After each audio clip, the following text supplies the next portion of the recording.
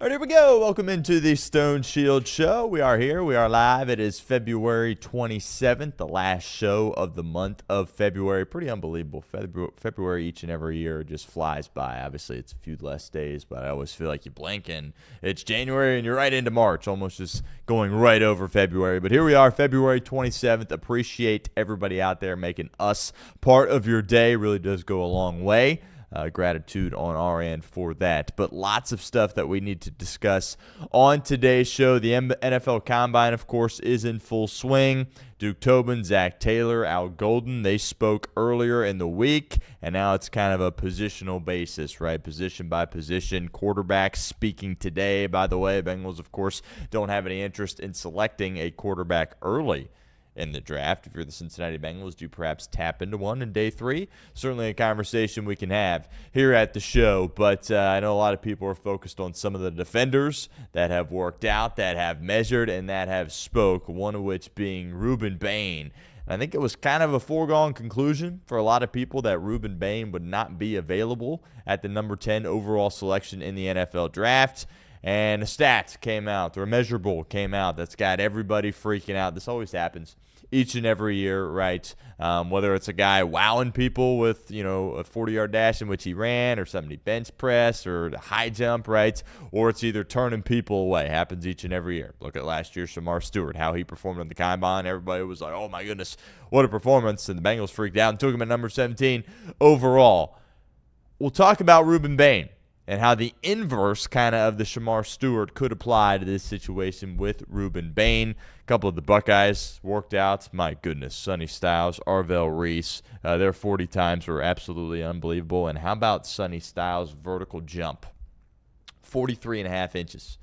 For a little context, Calvin Johnson, when he was at the Combine, one of the top 5 best receivers to ever play the game, he didn't get 43.5. So what Sonny Styles is able to do at that linebacker spot, pretty unbelievable. And after testing like that, kind of hard to imagine that he will be available at number 10 overall, but obviously we will see. We'll talk Bengals. We'll talk Rueben Bain. We'll talk Sonny Styles. We'll talk Arvell Reese. Also, we got to get to Mel Kiper Jr.'s mock. I'm not going to spend a ton of time on it, but I do want to point out some noteworthy takeaways that I had. It was earlier in this week, so it was before any Combine stuff, but it is his second mock draft, so I do think it's worth discussing a little bit on the show, and we'll talk about who he has Cincinnati taking. And more of these guys, Mel Kiper, Daniel Jeremiah, Todd McShay, and others, will continue to put out more drafts. And we'll talk about that next week because I think after the Combine you have a lot more you can kind of gauge these players on with some of the testing, some of the interviewing, what have you. And obviously after that, you have free agency, which will be here before we know it, which is pretty exciting. We're going to try to have a free agent dedicated show next week. The legal tampering period opens up several days before technically free agency does, but that's when you get all the news about the signings that are going to happen. They don't officially happen, but you get the reports of, okay, hey, this guy's going here for this much money.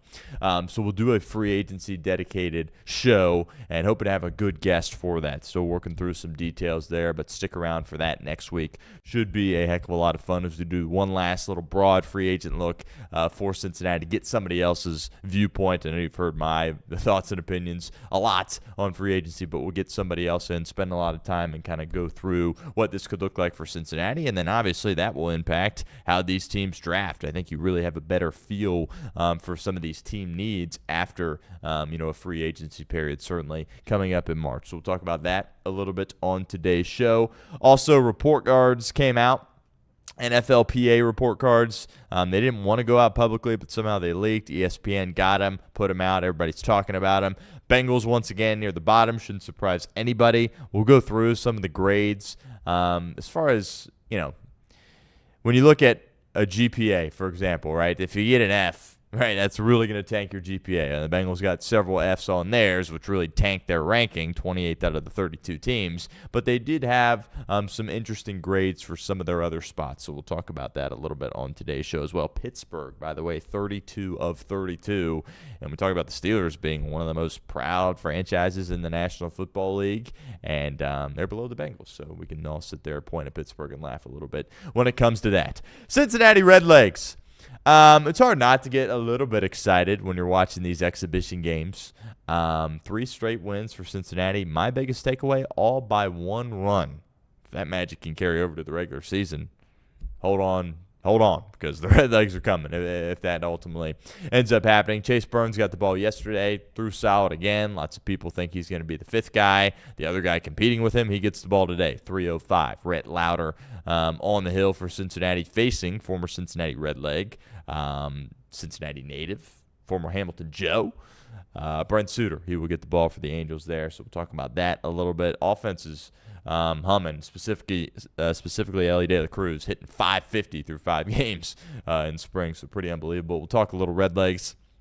Big weekend for college basketball. Miami is in action. The undefeated Redhawks are in action tonight, 6 o'clock, so a little bit early for the tip time there. They play Western Michigan. They handle Western Michigan by 9 or 10 points back in the beginning of January, but on the road this go-around, not at Millett Hall, before they travel back home, hopefully with an undefeated record after tonight, so looking forward to that. Also, Illinois-Michigan, banger of a game tonight, Big Ten matchup. Michigan, of course, suffered a recent loss to Duke, and now they got to turn around and play a really good Illinois team. I know a lot of people are high on the Fighting Illini, and Michigan, I think, is a 1.5 favorite on the road, so that will be a good basketball game, and some other good games on Saturday. Several ranked matchups there as well. A couple of good NBA games tonight that we will touch on today's show. Cleveland-Detroit should be a great game, but no Donovan Mitchell, and James Harden is a game-time decision there.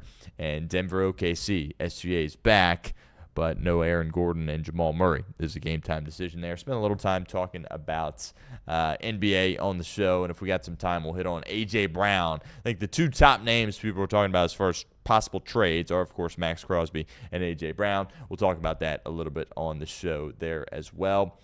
If you missed anything from earlier this week, that's totally fine. Find the podcast. Leave us a 5-star review. Really does go a long way. We had ESPN's Jake Trotter on yesterday. He was a great guest. Appreciate Jake for hopping on.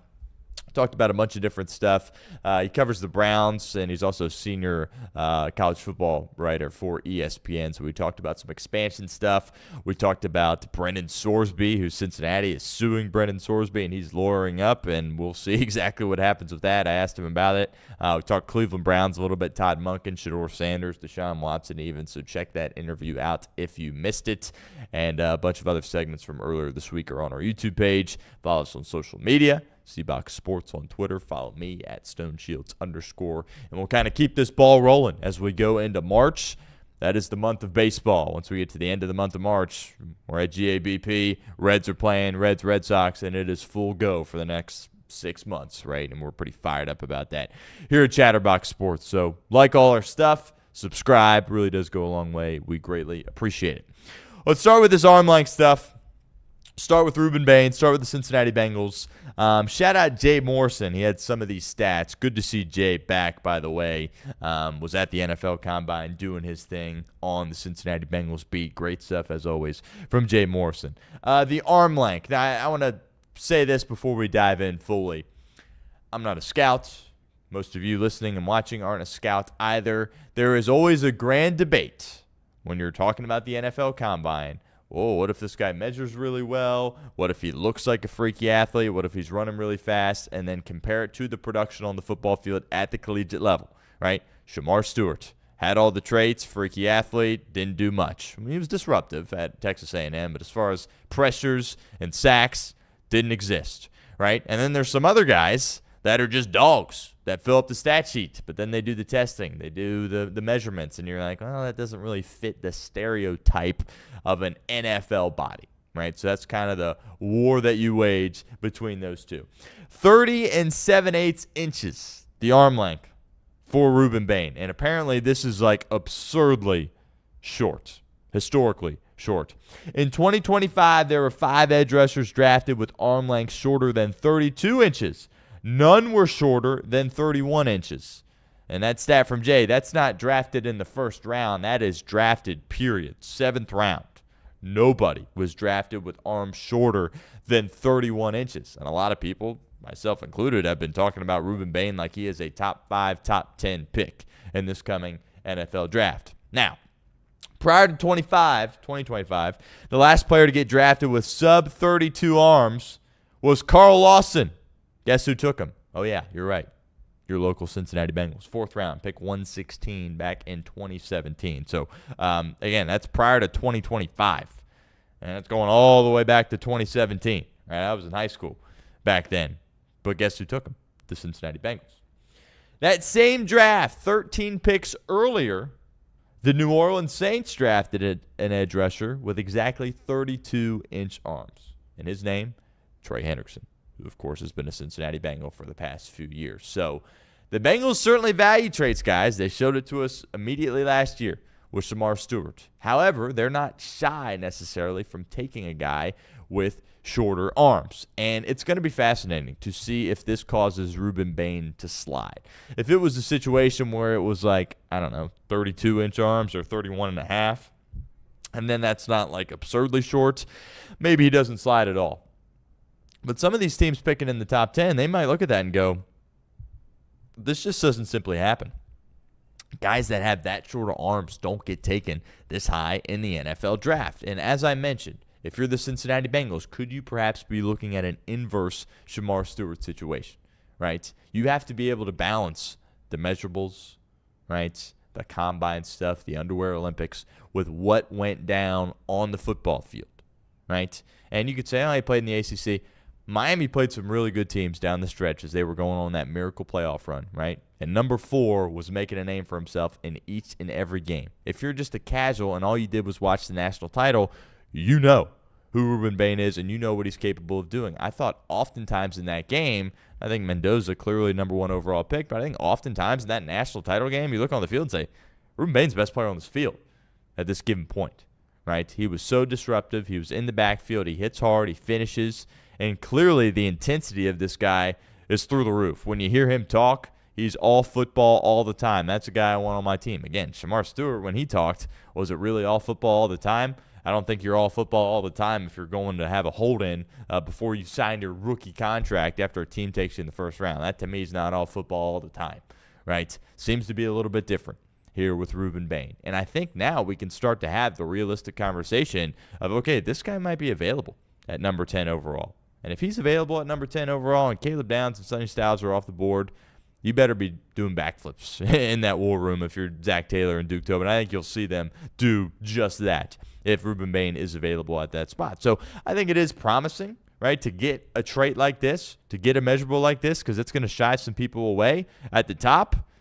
And I think, me personally, if you're in a spot at number 10 where Rueben Bain is available, but let's say a Sonny Styles or a Caleb Downs is available as well, I still would go in a different direction.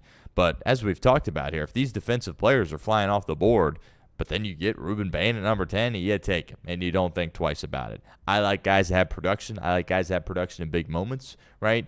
Was Miami's schedule weak throughout the majority of the year? Sure, but he still cleaned up, right? And even when they got in the playoffs and were facing better teams, he still was a factor out there on the football field, right? That number is absurdly small, and it's funny because, you know, a lot of these measurables come in and you look at the guy and you're like, you just look like a huge human being. I can't even tell. But after that came out, I started looking at some pictures of him, and it's like, oh, he kind of does have short arms, doesn't he? Which is kind of funny. People say T-Rex, right? You know, Tyrannosaurus Rex, huge dinosaur, short arms. Not quite like that, but I did think it was interesting that he measured that short. And there's a select few elite players in this draft, and if you're, you know, the Titans or the Cardinals or the Jets, you probably go in a different direction because of this measurement. But if you're the Bengals at number 10, I think it would be kind of a gift if he fell down to this spot, if we're being completely honest. So it's interesting how, you know, the combine affects certain stuff, right? What we talked about when we came on here, what Arvell Reese and Sonny Styles were able to do, their 40 times were absurd, right? They matched up Sonny Styles with like Kyle Hamilton and CeeDee Lamb, and he like beat them both in the 40, which is pretty unbelievable. It shouldn't shock a ton of people because, remember, he was a safety before he added the weight and transitioned to linebacker, but this dude is absolutely the real deal. And that's why I've been so high on him. That's why I had, you know, Cincinnati taking him in my first mock draft. But after a performance like that at the Combine, and the buzz around him is just absurd at this point, talking about Sonny Styles, it's hard to imagine he will be available there at number 10. But maybe Rueben Bain slides to you at that point. And if you're the Cincinnati Bengals, if you got multiple of your guys there at number 10, if a Downs is there, if a Styles is there, then you sit there, you think it out, and you have that conversation. But if all those dogs are gone and Rueben Bain's available, right? You take him, right? I don't care about, I mean, maybe I care a little bit, but you're not picking 5th, right? You're picking 10th. A lot of great players are going to be off the board, and if Bain's still available, the production which he has, how he was wired, he's absolutely a guy that I would want on this team. And if you're a team in the National Football League who needs a pass rusher as desperately as Cincinnati does, I think you roll the dice in a situation like this, considering the amount of success that he had and the production which he had and how he's wired. But we'll see. A lot of people smarter than me are paid to make those decisions. Let's get into these grades a little bit on today's show. These report cards, they come out yearly, but they stopped making them public, but ESPN got their hands on them, kind of leaked them, and now everybody is talking about them. There's a bunch of different categories, and it's like you're in school, right? A to F. That's the grade. And it's important to note that these are from the NFLPA, so the people voting on these grades, grading these different categories are players. It's not every player, but it's a collection of players. And, a lot has been made about Cincinnati Bengals being cheap. That frustrates a lot of us, right? And it's like, you're a multi-billion-dollar operation. Just put some more money into this thing. You have the funds to do it. Why not do it?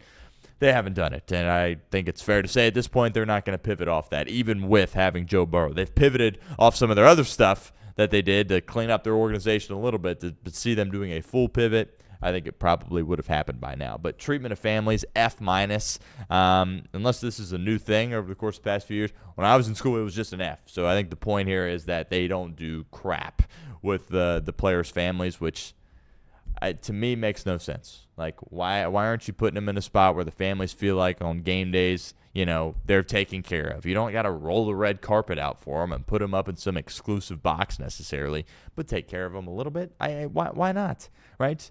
They're your players. They're on your team, right?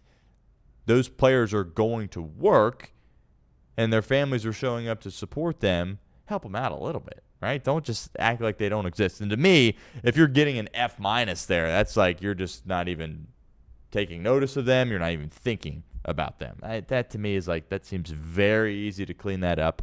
Why are you in a situation where you're getting an F- when it comes to the treatment of families? At least get that in a C. Show a little bit of effort, right? I think at the end of the day, that's what it comes down to. Do you have to pour millions of dollars into that? No. Just care a little bit. Show a little bit of effort. I think that would go a long way. Home game field, D-. To me, I'm not a player, so you hear all the talk about the turf and the grass, and I think the dialogue around that is the players prefer grass to the turf. Now, are all these turf fields getting Ds? I don't know. But that to me is, that doesn't frustrate me as much. That to me is an NFL issue, right? There's a debate about, you got some of these games outside and some of these games playing indoors. Do we need to, find a happy medium there where the playing field is the same? I don't think we need to, but that's a debate. But I do think it would probably, be beneficial for the league if they found a playing surface that was the same, right? Whether it be turf or grass. And again, it seems like the players want grass, but that to me doesn't really fire me up too much. The dining area, F- as well. Maybe that's going to get fixed going forward because they redid the locker room and that got a good grade, and they redid the training room there as well. So maybe the eating area is next, but you shouldn't be getting Fs in these categories. That's what tanks you all the way down to 28 out of 32. We're about to get into the Bengals got a lot of A's here on this list, but when you have Fs, that tanks your GPA, right? Trust me, in college, I'm very familiar with, not having particular success in one class and then having success in the other ones, and you look up at the GPA and you go, dang, why is it so low? Well, yeah, that D absolutely killed you. In the Bengals case, the F absolutely killed you, and the multiple Fs here in this situation. Nutritionist, dietitian, F. That to me says maybe you got one and he or she doesn't know what they're doing, right? Just have a collection of people. Again, don't have to pour millions of dollars into this, right? This isn't, stadium. That's not on here. That's not, billions of multi-millions and billions of dollars. That's not what we're talking about here, right? We're just talking about relatively straightforward, simple stuff that you can training room A-, training staff A-, weight room A-. Good. Again, those weren't always A-minuses for the Cincinnati Bengals. So maybe they're just kind of taking it step by step here, working on the players and just kind of the athletic training stuff, and then they'll get into the cafeteria and stuff beyond that. But the biggest takeaway here is treatment of families, F-. Like, what are you doing? Strength coaches A, position coaches B-, offensive coordinator A-, defensive coordinator B+, special teams coordinator B+, team travel C-, head coach ZT A-. So the players like the staff, right? And a lot of people on the outside don't like the staff because they see the losses and have to blame somebody and pick on the staff. But clearly Zach Taylor has a lot of respect in that locker room from the players, and clearly they love playing for him. That's something I've tried to say here a million times on this show.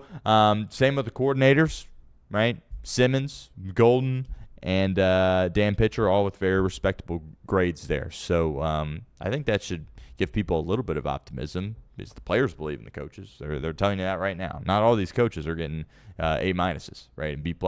So the players in the building believe in the coaches, and that says a lot. It's one thing to say, oh, yeah, we believe in the coach when you're going to the playoffs every year. But when you miss the playoffs 3 years in a row and to still say, yeah, I believe in the coach, yeah, I like playing for the coach, I think that goes a long way. General manager C, I don't know how they're able to do that. I think they should have, for the Bengals, had to put de facto general manager there. But Duke gets a C, I guess. Ownership obviously gets a D+ because of all the Fs and the other stuff. So, I think you got more A's this year than you typically do, which I think is promising. But when you have that many Fs, it's going to tank you, and you're going to be at the bottom of the league. So clean up the treatment of family stuff. The dining area, I don't know, clean it a little bit more. Come on. Like, what are you doing? You shouldn't have an F there. Like, does it look like, a dorm room where I went to college at Miami? Like, is that how, bad it is in there? Like, come on. You got to be at least average, right? C's average. At least be average there if you're the Cincinnati Bengals. So, now, this doesn't equate to winning, right? I mean, the Steelers have, they're not winning in the postseason, but they go to the playoffs all the time. They're dead last on this, and the Dolphins are always at the top. They're number one, and, how's that looking as far as they just fired their coach, and they're paying a quarterback $50+ million that a lot of people don't think can play anymore, right? So it doesn't necessarily equate to winning. The Packers are kind of lower than I expected as well, but just – you don't need to be at the top of this list if you're the Cincinnati Bengals, but eliminate some of the Fs, right? I mean, F, that is failure, and there's multiple F- on here. That doesn't even exist. Just clean it up a little bit, right? Again, don't have to put millions of dollars into this. Don't have to put an absurd amount of effort into this. Don't need to hire 100 people to correct this, right? Relatively, kind of help your brand, right? Because the Bengals brand outside of Cincinnati is, Joe Burrow, he's getting the short end of the stick here. He's in a terrible organization. They don't care. They're a laughingstock. They've never been good, yada, yada, yada, right? They're cheap. That's another thing. Oh, the Bengals are cheap. Well, I mean, they're paying a crap ton of money for 3 players, right? Just saying. So that can help your brand out a little bit if you, clean up some of this stuff. And I think that's important when you talk about free agency, right? I think the Bengals have more of an edge now than they used to because the appeal is, you want to play with Joe Burrow and Jamar Chase? Yeah, I do. Come here.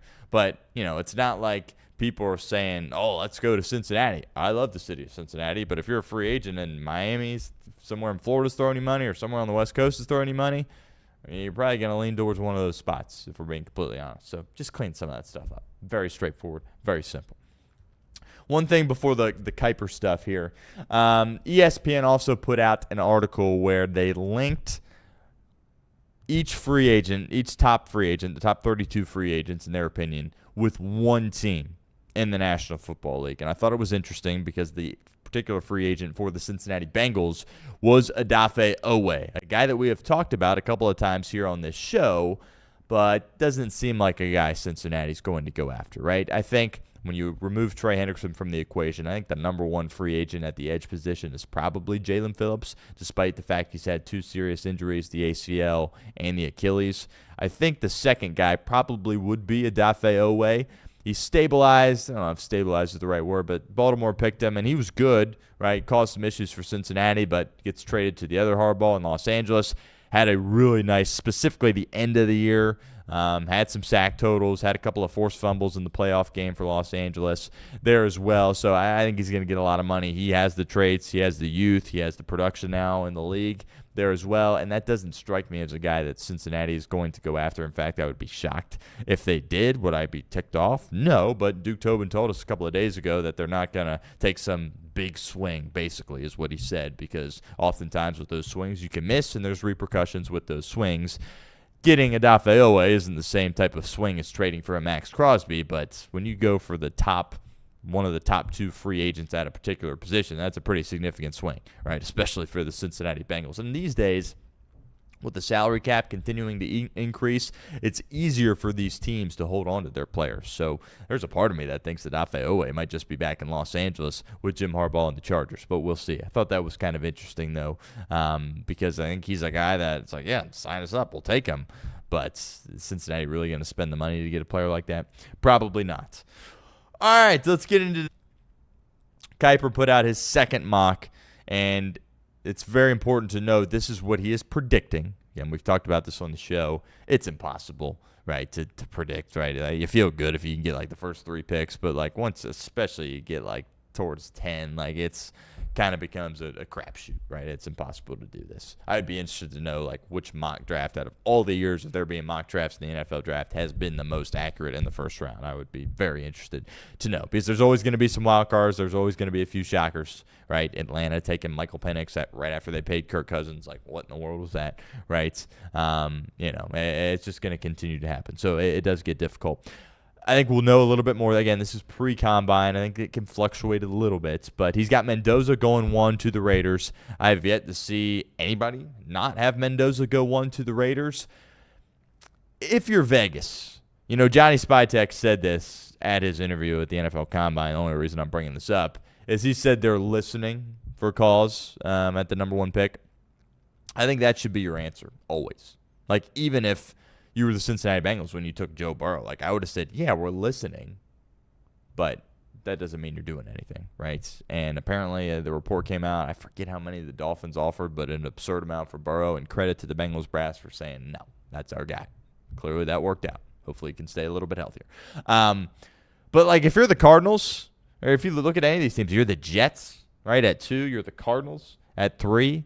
Definitely not Tennessee. They're going to continue to roll with Cam Ward, but definitely if you're the Jets or the Cardinals and you got to move up either 1 spot or 2 spots to have that number 1 overall pick, do you trade 3 first-rounders to move up 1 spot if you're the New York Jets? And if you're the Las Vegas Raiders, right, and you look at your roster and you go, we're bringing in Clint Kubiak, we're excited about that hire, but you look at the roster, you look at the division and go, all right, we're not going to be good this year, right? We're thinking about 27 if we're being completely honest. And then 27, it's probably like, can we get to 8 or 9 wins? Do you say we need a heck of a lot of help here on this roster? Trade Max Crosby, get 2 firsts there. Trade with the Jets, get 3 more. You get 5 firsts. Kind of go from there. I don't think I would do it. I think you're in a spot where you got Mendoza sitting right there. Is he Andrew Luck? Is he Trevor Lawrence? Is he Joe Burrow? No, but you take him is what I would do. But if I'm the Cardinals and the Jets, I'm doing everything I can to trade up. Because you're the Jets. You're never going to I'm convinced the Jets are never going to be good. But you're really never going to be good if you can't figure out the quarterback position. And you ain't getting a quarterback at number 2 overall, right? And the Cardinals don't have a quarterback either because it's not going to be Kyler Murray. So if I'm those 2 teams, I'm calling Vegas like, hey, 3 first-rounders, 2 first-rounders, what's it going to take? But if I'm Vegas, I don't move off. Going 2 to the Jets. And I think Caleb Downs is the best player in this draft, not named Fernando Mendoza, right? So I get this, but from a positional value perspective, do you take a running back or a safety that high? No, it would break records if they took a safety at 2 overall. But to me, he's a can't-miss guy. He's going to be a really good player. He's going to make multiple Pro Bowls. He's like an all-pro caliber type guy. I don't think that would be a bad pick if you're the Jets, but also you stink everywhere if you're the Jets. What's adding an elite safety going to do? Probably not much. 3, David Bailey to the Cardinals.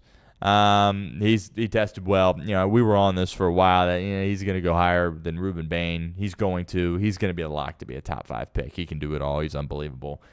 He had a little run there in the playoffs there against Oregon. Unfortunately, Baron Morton in the offense for Texas Tech weren't able to do anything in that football game. But David Bailey is a really good player, and no way he's there at 10.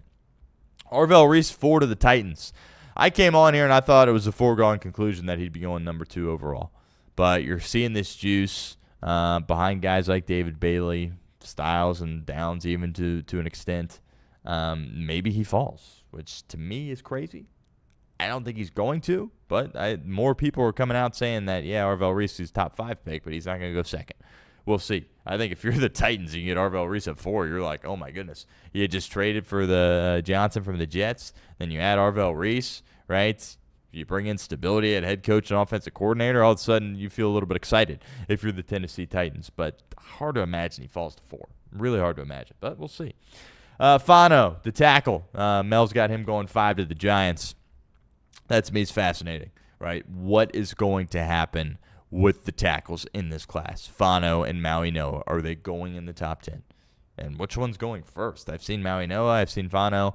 I don't know. I think the Giants definitely could use a tackle, right? I think tackle is in play for them.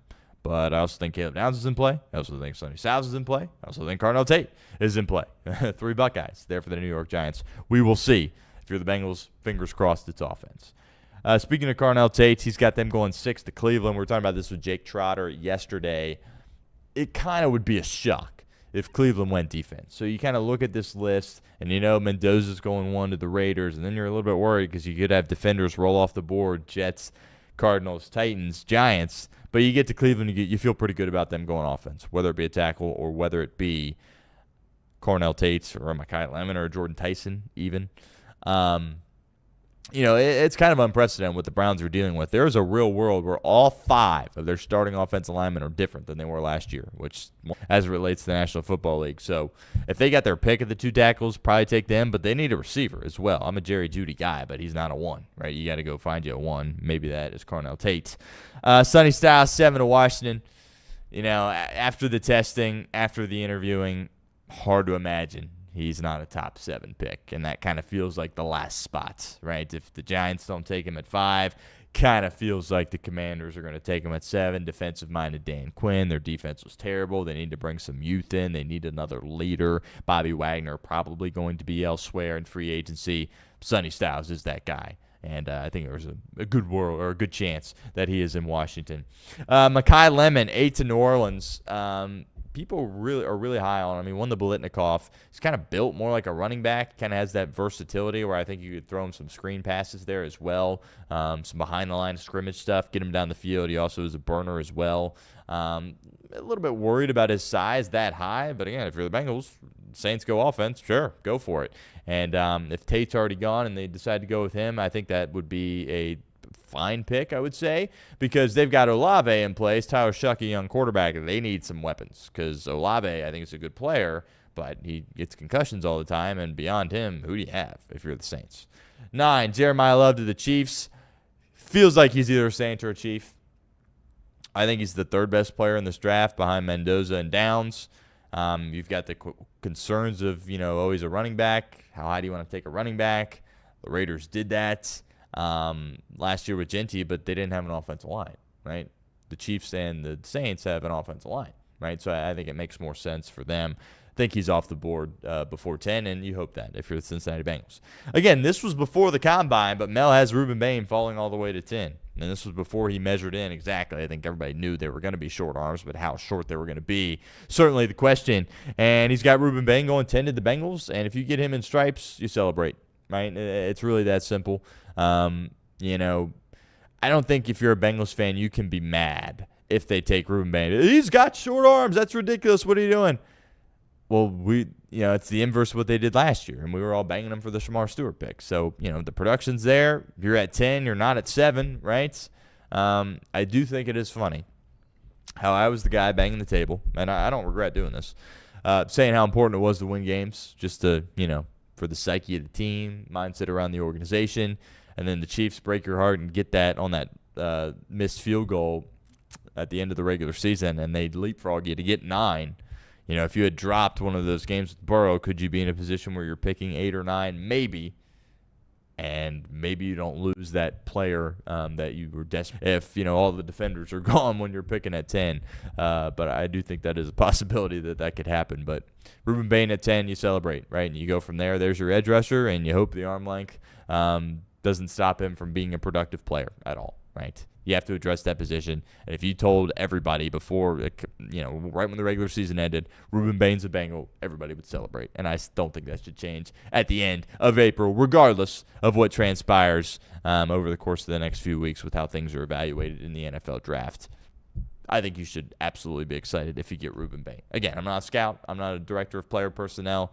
Maybe the 30-inch arms is just absurd. I know it's unprecedented, right? We talked about that Jay Morrison stats earlier on, but hard to imagine that it's going to prevent him from being effective in the National Football League. Like, maybe he's not a Hall of Famer, okay, but, like, the Bengals would take 7.5 sacks, right, from Rueben Bain. Absolutely. Sign me up when it comes to that. All right, Cincinnati Redlegs. They're on a bit of a heater here. They have played 5 games. They will play another game this afternoon. They play the Angels. Brent Suter, Cincinnati native, former Cincinnati Redleg, former Hamilton Joe as well. He will get the ball for the Angels, so that'll be a little odd, I guess not to see, but to hear on the airwaves, 700 WLW. And Rhett Lauder gets the ball for the Cincinnati Reds. The Reds have won 3 straight, all of which by 1 run. That, to me, is intriguing. I get it's spring. I get it's exhibition. It means nothing. But just having the, ability in your mind to say, yeah, you know what, we can win 1-run games. I think what's held the Reds back over the course of several years is how they've been in 1-run games. Not good.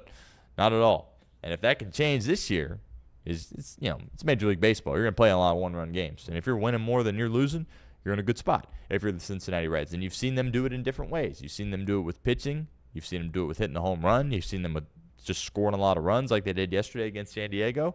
And I think that is very promising for the year as we get a little bit closer to the end of March. Burns, 2 1/3, 2 hits, 2 walks, 1 run, 5 strikeouts. That's what you're going to get from him. He's going to walk some guys. He's going to strike a lot of guys out there as well. By all accounts, he had the slider working. Fastball was up 98, humming. And you feel good about Chase Burns. I've said this, and people have, not come at me, but have, questioned me a little bit. I'm of the mind that I go with Lauder over Burns, but am I going to be upset if they go with Burns? Am I going to say it's a bad decision? No, I'm just telling you what my gut says right now is that Rhett Lauder is able to be a little bit more effective as a starting pitcher in the big leagues, in the show, right at this point at the end of March. That's all I'm saying, right? If Chase Burns is the guy, sign me up. Heck yeah. Bring him out there. Chip on his shoulder. Get him fired up, right? I've got confidence that multiple guys can fill in this rotation for Cincinnati, and that includes Brandon Williamson there as well. Rough nights for Graham Ashcraft. 1/3 of an inning, only got 1 out.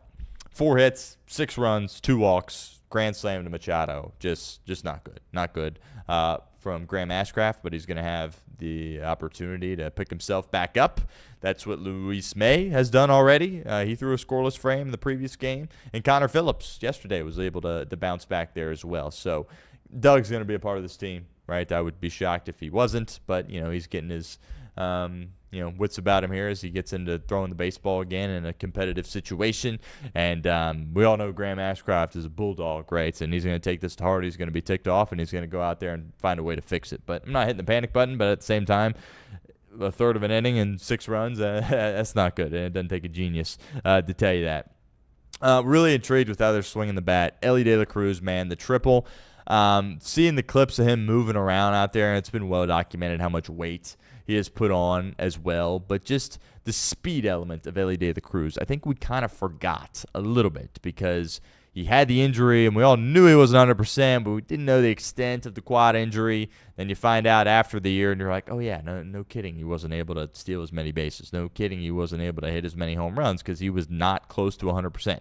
Cruz is 100% now, and he's moving around great, really showing you the ceiling of what he can be. Now, is he going to bat .560 throughout the entirety of a Major League season? Obviously not, but he's swinging the bat really well. He's getting on base. He's moving around, and there's so much reason to be excited about what Elly De La Cruz can do for this team. Because if you pitch similar to how you did last year and you have a healthy Elly who's out there producing, right, in the field, on the base pass, at the plate, look out. Here come the Cincinnati Redlegs. Matty McLain, he's swinging the bat pretty well. Additionally, he's a guy that, he's kind of that X factor that we talk about. It's like, well, if he can get back to where he was a couple of years ago, okay, you got an opportunity if you're the Cincinnati Reds. If he plays like he did last year, you're looking at finding a new second baseman. Swinging the bat well, getting on base, think that's promising. Noelvi Marte had a big hit in the game yesterday, everyday right fielder. I think we're all excited about that. We talked about some of the power from Sal Stewart and J.J. Bleday.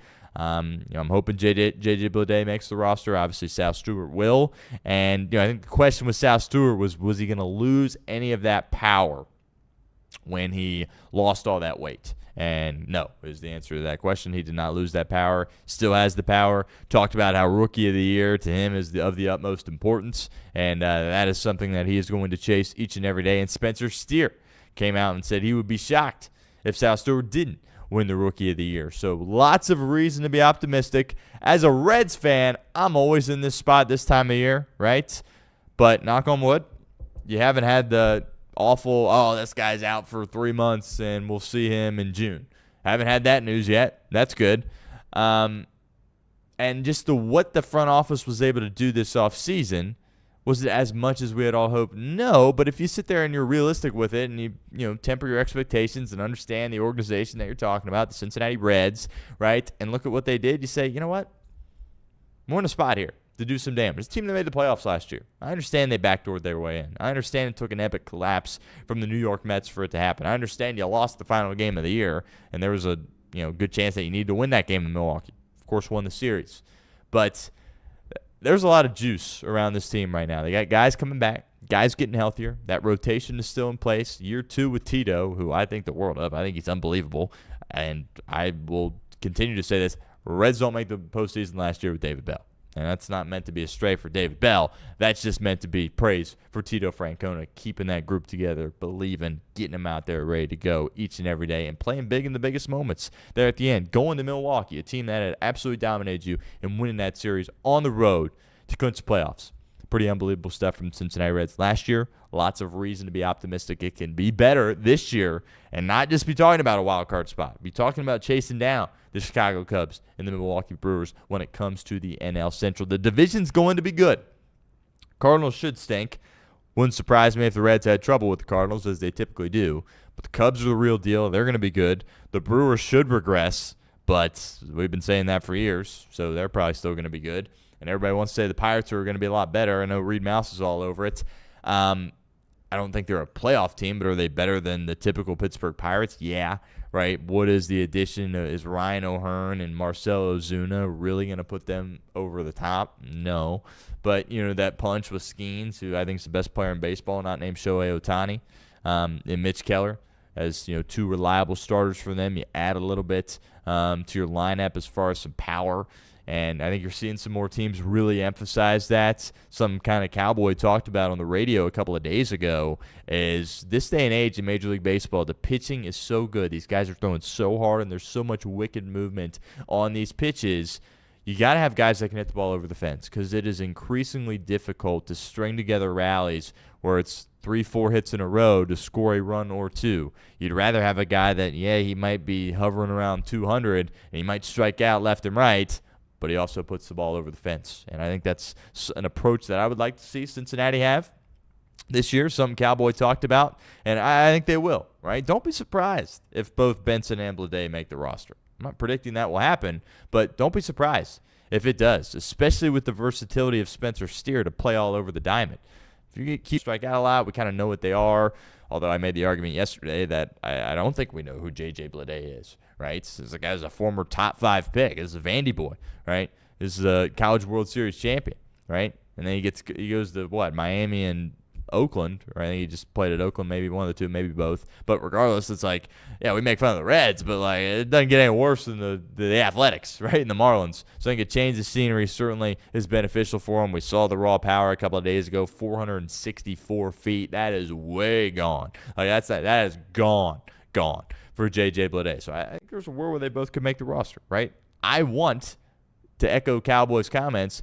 Guy that's on the bench that's coming in to pinch hit in the 8th inning, right? Hit the ball over the fence kind of guy, right? We don't need some, is not meant to be a stray on Santiago Espinal, but we don't need that backup utility guy that, he's going to have some singles maybe, and it's just really a glove. No, that's okay if that's Matt McClain, right? If Matt McClain's struggling, you're going to work with him a little bit, right? Because he's checks the box on defense, the ceiling, yada, yada, yada, but you don't want a guy like that on your bench, right? When you're filling out your bench, you want a guy that's going to potentially put the ball over the fence. I think that's something that Cincinnati should really emphasize here, and they've got some guys that can do it. When it was just the J.J. Bleday edition, we all were like, really? But now all of a sudden it's not just J.J. Bleday. Eugenio Suarez enters the fold for Cincinnati. I think that's a lot of reason to be excited here if you're the Redlegs, and we'll continue to monitor this throughout spring training. Nick Kirby and the fellas, Mike Hart, Craig Sandlin, Trace Fowler, and others got you covered with Chatterbox Reds, the #1 Cincinnati Reds podcast in the world. And, yeah, once the season starts, daily stuff, right? Pretty much daily stuff now, but daily podcasts, daily YouTube shows, lots to get excited about as it relates to that. I know we're all fired up here at Chatterbox. Got about 10 minutes left here in the show. A couple of things that I do want to discuss before we get out of here. Loaded weekend of basketball. Let's start with tonight. 21 ranked Miami Redhawks, Travis Steele, Peter Suter, Luke Skyjack, Elmer, and company. They are going to Western Michigan, 11.5-point favorites. Western Michigan is not good. They're 10-18. However, as we've talked about, it is NBA Finals Game 7 anytime you match up against the Miami Redhawks. And I would imagine the fan base of Western Michigan, the student body of Western Michigan, and certainly their basketball roster, this is the most locked in they have been since the beginning of the year for this game tonight. So Redhawks can't afford to sleepwalk in this game. Good news is they haven't done that once this year. Going to have to play good basketball on the road to win and fight for the right to come back at Millett Hall and continue this undefeated stretch. Played them in early January 6th, I think. Beat them by about 10, 87-76 was the final in that game. You're very much in a position here down the stretch where if you're the Miami Redhawks, you do what you do, right? And you don't beat yourself, that's going to be good enough to win. That changes a little bit once you get to the MAC tournament and once you get to hopefully the big dance there as well. But down the stretch here, it's be who you are, stay locked in, right? Spread the floor, spread the rock, facilitate the rock, play some defense, stay checked in for 40 minutes. That'll be enough. That'll be enough if you're the Miami Redhawks. Travis Steele and the boys tonight, 6 p.m., earlier tip. So make sure you get that on, I think, CBS Sports Network, if I'm not mistaken. Is the channel for that, and hopefully we can get one of their players and or Travis Steele on the program next week. Michigan, Illinois, also tonight there as well, and Michigan's been one in the country for a large portion of the year. They just lost to Duke. Now they're down to 3, only 2 losses on the year. On the road tonight against Illinois, -1.5. Illinois got some experience, a lot of European guys, got some freshmen certainly that are really good as well. Underwood, the coach. I think a lot of people view Illinois as kind of a sneaky Final Four team. I think this is kind of a sneaky spot for Illinois. Michigan's really, really good, but Michigan's not cutting down the nets. I would be shocked if they did, right? And Dusty May's a heck of a coach there as well, and the turnaround that he's been able to instill in this program has been impressive. But I just don't see Michigan as a team that's going to win the national title this year. I really don't. And I think same goes to say for some of these other top teams as well, which I think over the course of the past few years, you have seen less upsets in the NCAA tournament. That might change a little bit this year. I do think there's some vulnerabilities with Michigan, with Arizona, with Duke. Right, and I've been a huge Duke guy all year. Now they're at 1. I'm a little worried they peaked a little too early. But I think there's some vulnerabilities there. Don't be surprised. Florida's got a ton of life. Right, Florida, by the way, we'll touch on in a second. They have a big game against Arkansas this weekend. So it's almost March, and we're going to be talking some serious March Madness here on the show. I'm fired up about it. Big March Madness guy, and looking forward to that. But a great one tonight, Michigan and Illinois. Some life for Illinois definitely at home. Cavs, Pistons tonight. Thing about the NBA is you always got to check, all right, who's playing, right? Because you see the line and you say, well, it's 6.5. I think it should be a little bit shorter than that. And it's well, Mitchell's not playing. Harden's a game-time decision. He's probably not going to go. The Pistons have been really impressive all year. I've been really impressed with what Cade Cunningham has been able to do. You look at the roster around him, and it's not like he's got a running mate. Do they really have a 2? No, I wouldn't say that. Their most consistent player, game in and game out, is him. And I think he should be getting some MVP love. I really do. It's interesting because there's a certain amount of games that you have to play now in the NBA in order to win the MVP. And there's a chance that SGA and Jokic can't. Wemby's certainly in the mix there as well. But, when they took Cade 1 overall, it took a while to get going. The Pistons have stunk throughout my entire life. And they get in the playoffs last year, battle the New York Knicks, don't come out on top. Here they are as the 1 seed. It's not particularly close. Now it's the East, not the West, right? The two totally different conferences. Kind of feels like they're playing a different sport oftentimes, to be honest with you. But a sizable lead. They're going to be the one seed. I think it's a 7-game lead over Boston at this point. But we'll see if they're able to put a run together and get in the NBA Finals. And if so, that's going to be an incredible pick, taking Cade 1 overall, which I think a lot of people would say was an obvious pick at the time. But that just goes to show you some of the stuff you got to let bake, right? This stuff doesn't just happen overnight, especially in the NBA. You take a guy that's one and done, and Cade was, a mature guy who had a child, was in a relationship, just looks older than he was.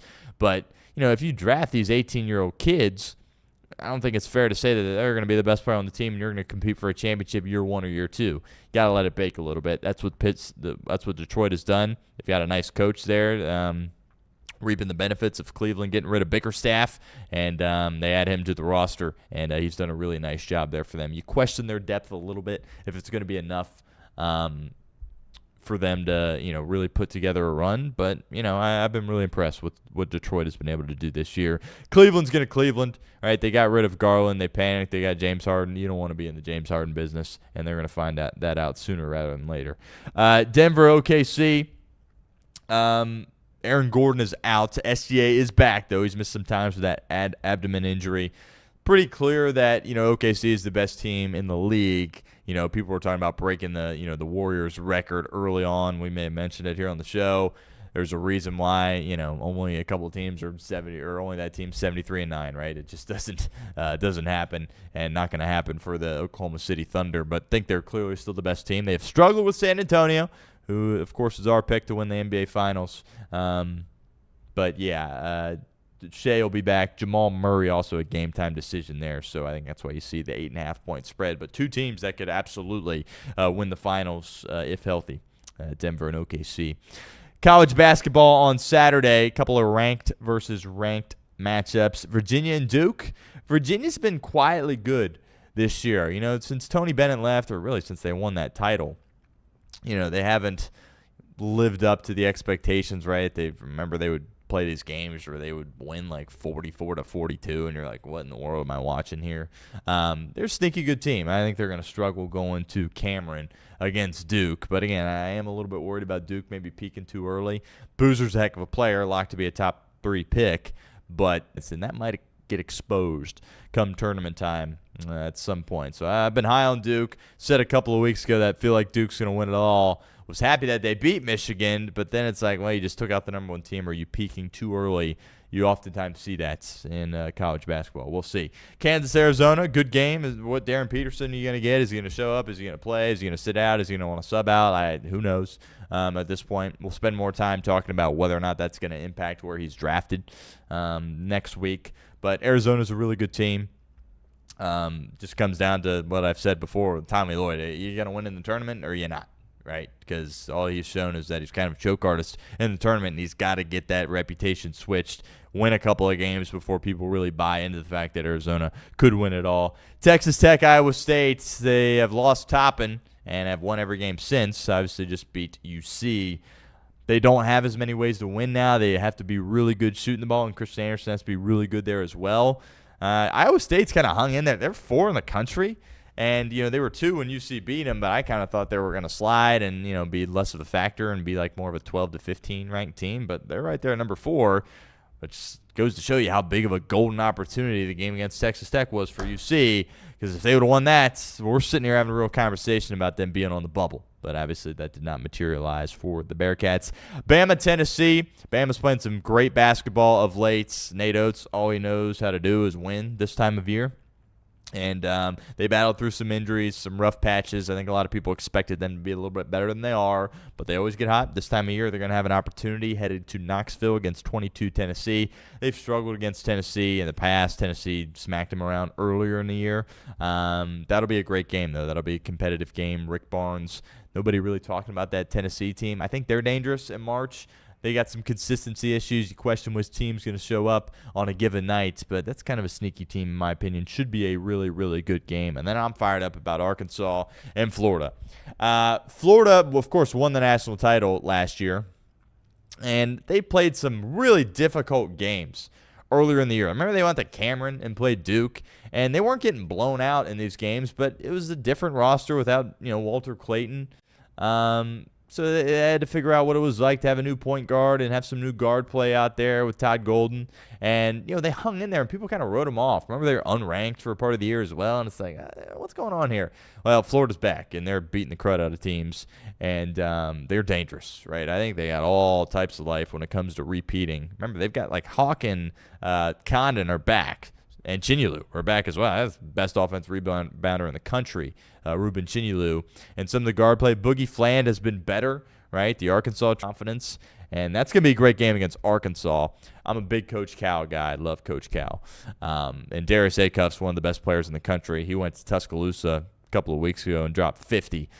Granted, it was a double overtime game, but he seems to be a top 3, top 5 pick. He's the real deal. And talk about guards that John Calipari has coached, some of the best in the NBA. The NBA is littered with John Calipari guards, and Darius Acuff seems to be the next legit one. But I think Arkansas has some life in the tournaments. When he was at the end in Kentucky, he got upset a few times. Went on a run last year with Arkansas, had Texas Tech beat, and then blew that lead. But I think Arkansas is a team that can play well in the tournament and go on a run. They seem like a Sweet 16 team to me. How they match up with Florida is going to be fascinating if they can hang in there in that game. But looking forward to that. Some great college basketball this weekend. Certainly looking forward to it. All right. Appreciate everyone, as always, hanging out. We'll save the A.J. Brown stuff for next week. I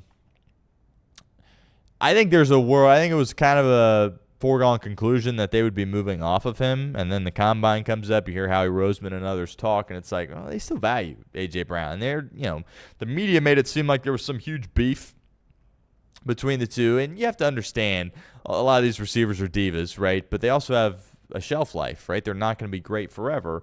And A.J. Brown is one of the best wide receivers in the National Football League, but when you have an offense that is better when they're not throwing the football, you get some frustration there, right? And especially after he already won the Super Bowl, he's like, all right, I was kind of selfless then, won the Super Bowl, like, give me the ball, right? But they're not just going to give him away for a bag of peanuts. It's going to require at least a first-round pick, but is somebody going to do that, right? With his age and, how this production hasn't been as high as it was certainly earlier in his career, is somebody going to make a move like that for him? But you look at the Patriots, obviously, is a fit that makes a lot of sense. With Vrabel having coached him in Tennessee and needing a receiver, right? I mean, Stephon Diggs and Mac Hollins, which worked out a heck of a lot better than a lot of us thought with Stephon Diggs, but, you need another guy, right? So I think that could be a potential fit there, but it'll be interesting to see if anything materializes. How he's going to wheel and deal. Feels like they're going to get a little bit younger as a roster. They need to move off some people, have some cap issues around the pike coming down, so we'll see. But I don't think they're just definitely going to trade him. They're going to need to get something really good, and I think it might be a first-round pick, if I'm being completely honest with you. Fascinating to see what the Raiders do with Max Crosby as well. That is a huge chip. We'll see how it falls this offseason. But appreciate everyone, as always, for tuning into the show. Another great week here at the channel. We will be back next week. Some exciting stuff lined up. Certainly looking forward to that. Appreciate everybody getting interactive in our chat. I do want to do the mailbag segment. We're looking for a sponsor for that potential segment right now. But I would love to do mailbag segments if you want to send in questions. I've said we've got the Instagram account at the Stone Shield Show on Instagram.